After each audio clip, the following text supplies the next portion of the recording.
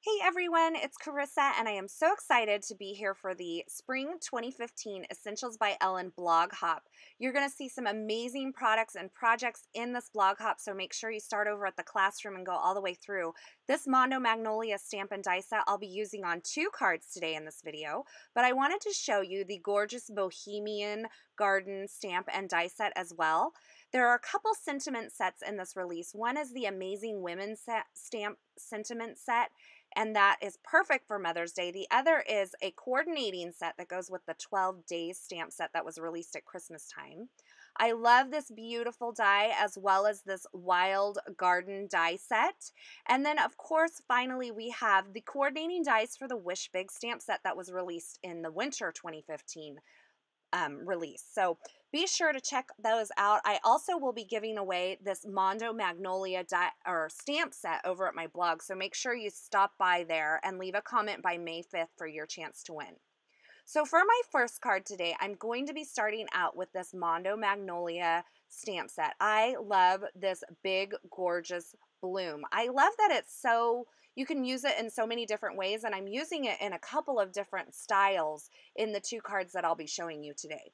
So I'm stamping this a couple of times because I'm going to layer it up, and I'm using Memento Tuxedo Black ink and stamping it onto some Nina Solar White cardstock. I've stamped the entire bloom twice onto that white cardstock, and then I'm going to clean my stamp off really well, and I'm going to ink just the center portion of this because I want the center portion to be this yellow color. So this is the Avery L Mimosa pigment ink, and I'm just inking up the center of that stamp, and I'm going to stamp it alongside of one of those blooms on this white cardstock as well so that I can cut out each of these different layers. So once I got those all stamped, I'm going to bring in the coordinating die set.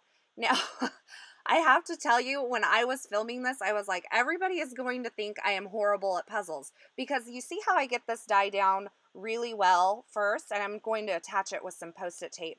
But watch me as I put this second layer down. I cannot figure out how it goes. I don't know if my mom didn't have me do enough puzzles when I was a child or what's going on here, but I couldn't figure out how to get this on here. But when I did finally match it up, like the baby puts the square little block in the square hole and then the circle one in the circle hole. So my little baby brain finally figured it out, got that lined up there, and then I'm going to line up the center layer as well, which is, I don't know, are these stamens of the flower? I'm not real sure. I'm not a very flower knowledgeable person. So once I got all my dies lined up on these stamped images, I'm going to cheat and I'm going to run them through my die cutting machine all at once, and I have a layer of the Essentials by Ellen 43-pound vellum underneath. So I'm actually cutting not only the cardstock, but a layer of vellum as well, because I'm going to layer these up to create a really beautiful layered bloom. So you can see here I have my vellum layers as well as my cardstock layers all cut with one swipe through the die cut machine, just to, I don't know if that's laziness or super smart move there, so I'm not real sure. So I had to look up a magnolia because I wasn't quite honestly sure exactly how they look in the wild. So I found a few different images online that you could use for inspiration. I'm going to go back to this white one, and at first when I was turning these down, I was turning them downward, and I figured out that they actually grow upward, kind of like a cup. So when I go to add some dimension to these flowers, you'll see me turn it upward.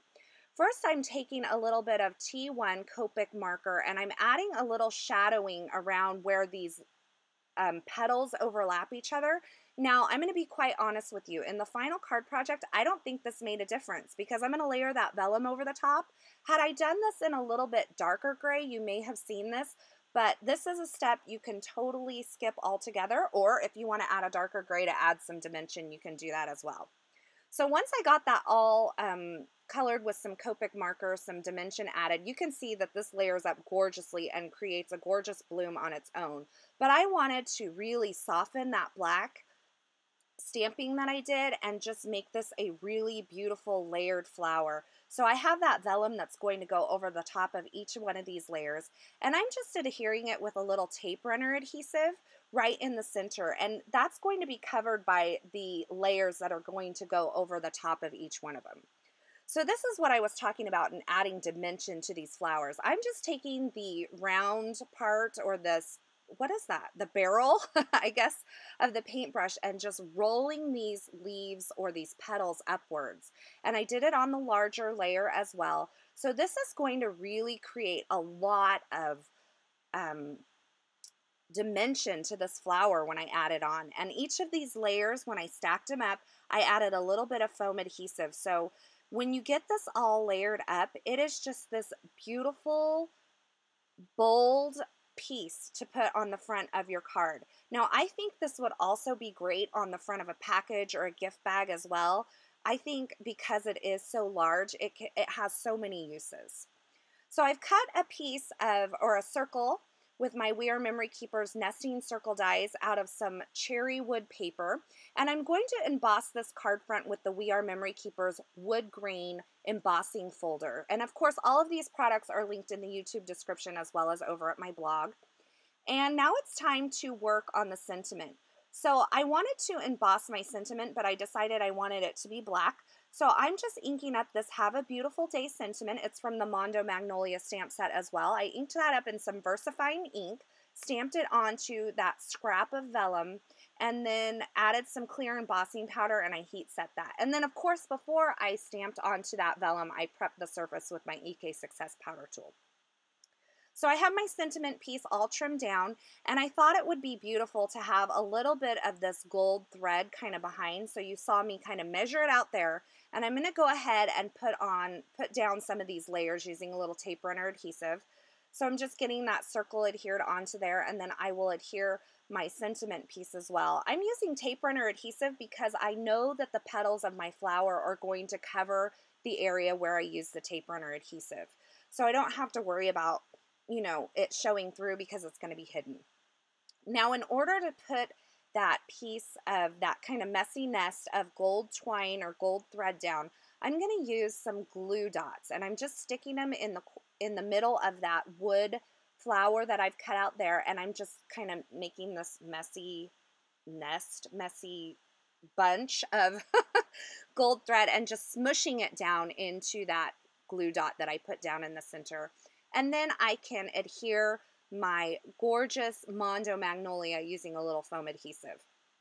Now I am going to attach this all to an A2 top folding card that's cut from some Nina Solar White 110-pound cardstock, and then I layered it up with a little bit of gold foil paper, and then I put my card front on the front, and then I decided it needed just a touch of green, so I'm using this little strip of pattern paper from the Pebbles Happy Day 6x6 paper pad.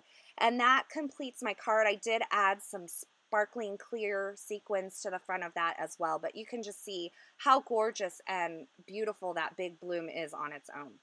So for the second card, I am using some pear tart or some juicy pear, I'm not sure what it's called, cardstock from Basil. And I am inking up the Mondo Magnolia stamp again with some Versamark ink this time. And I prepped that surface with a little EK Success powder tool again because I'm adding some white embossing powder, and I'm going to white heat emboss this on the front of this lime green paper. This paper is so bright and so fun, and I thought it would be fun to show a really different look for this Mondo Magnolia. It doesn't have to be soft and elegant like the first card. So for this card, I'm going to do a partial die cut technique. So you'll see me take the Mondo Magnolia dies again, and I'm going to lay it onto my cutting pad here. So I have my platform, my standard cutting pad, and then you can see I'm holding this little kind of miniaturized cutting pad. This is the On the Edge cutting pad from Sizzix. So it's the same depth as your normal cutting pad, but it's much smaller. So I'm going to allow part of that die to hang out of the cutting pad area. Only the part that's within that those two cutting pads will cut. So you can see that when I remove my die here, I've only partially cut this die. I've cut the area that was within those cutting pads, and I'm going to do it again with the second layer as well. So I'm putting my die on there, and I have it on my platform with my regular cutting pad beneath, and then I'm going to keep just about 1/4 of an inch out of this cutting pad sandwich here, so that I'm going to cut all but just the edges of that Mondo Magnolia.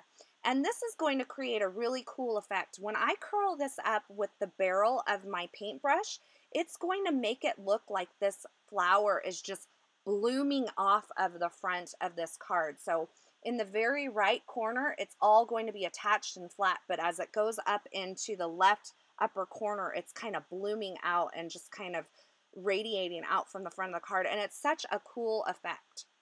So now that I have my card front, it's going to be very simple.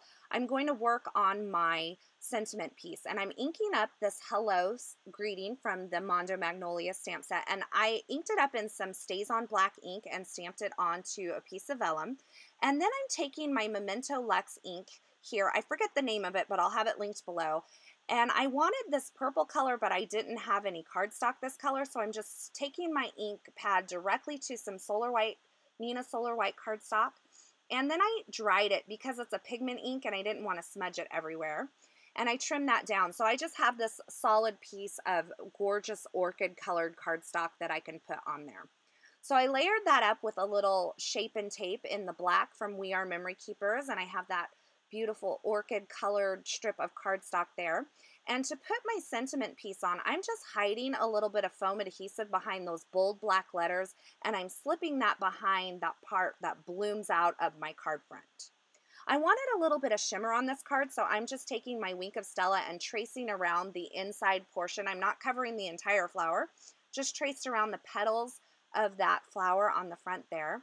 And I'm attaching this card front to a piece of black licorice or licorice twist cardstock from Basil. It's just some black cardstock. And then that black piece I will attach to my card front, which is a Nina Solar White 110-pound card base, cut to 5.5 by 8.5 and scored at 4.25. So this is a horizontal card, which I hardly ever make. And I'm going to finish this card off with just some charcoal and orchid sequins from Pretty Pink Posh.